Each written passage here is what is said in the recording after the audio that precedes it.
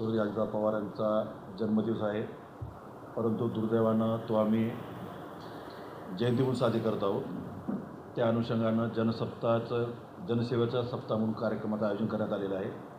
त्या कार्यक्रमासंबंधी नांदेड जिल्ह्याचे लोकनेते प्रतापराव चिखलीकर साहेबांनी काल दिलेल्या सूचनेप्रमाणे आज इथं सन्माननीय जिल्हाध्यक्ष शिवराज उटाळकर साहेब, पक्षाचे प्रदेश सरचिटणीस व्यंकटराव गोजगावकर साहेब, शहराध्यक्ष देवेंद्र मोतेवार, मधुकर नारलावार, सर्व सन्मान्य नगरसेवक, पक्षाचे पदाधिकारी इथं आपल्याला निमंत्रित केलं आहे।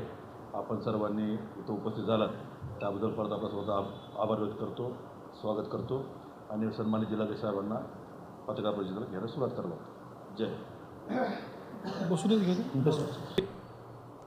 राज्याचे लाडके लोकनेते आदरणीय अजितदादा पवार यांचं जयंतीचा कार्यक्रम दुर्दैवानं आमच्या सगळ्या राष्ट्रवादी काँग्रेसच्या कार्यकर्त्यावर आणि सर्व नेत्यावर घ्यायची वेळ आली।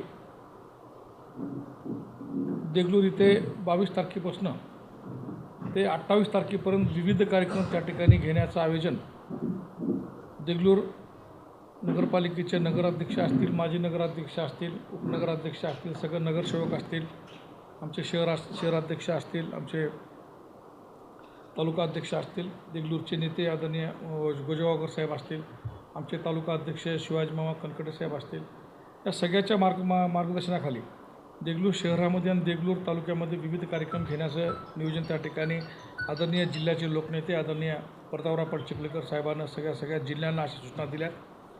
त्या सूचनेच्या अनुषंगानंच त्या ठिकाणी जनसेवा सप्ताह त्या ठिकाणी राष्ट्रवादी काँग्रेस पक्षाने त्या ठिकाणी घ्यायला संपूर्ण राज्यामध्ये त्या ठिकाणी सांगितलं आहे।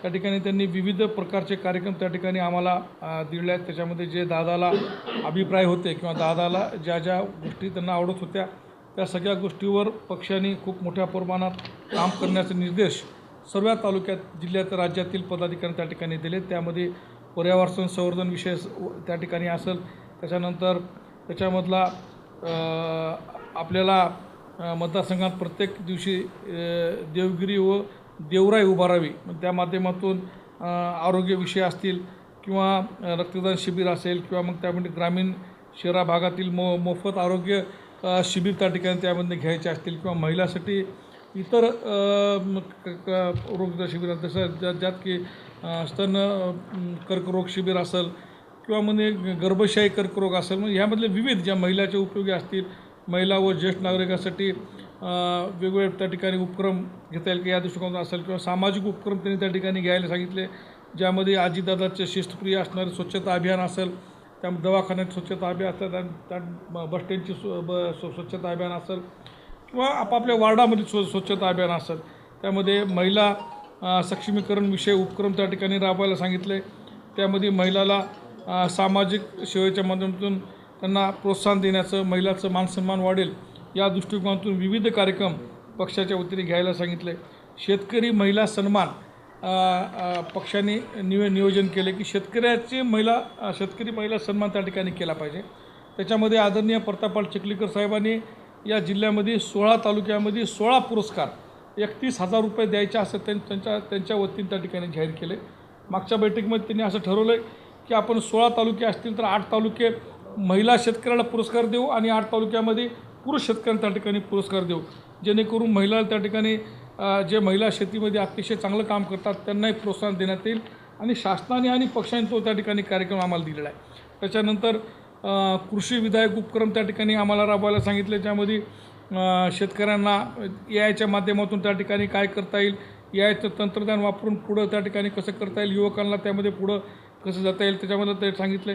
प्रगतिशील व प्रयोगशील शेतकरी महिला व पुरुष यांना दादाच्या नावानं अजितदादा कृषी सन्मान त्या ठिकाणी द्यायला सांगितलं आहे।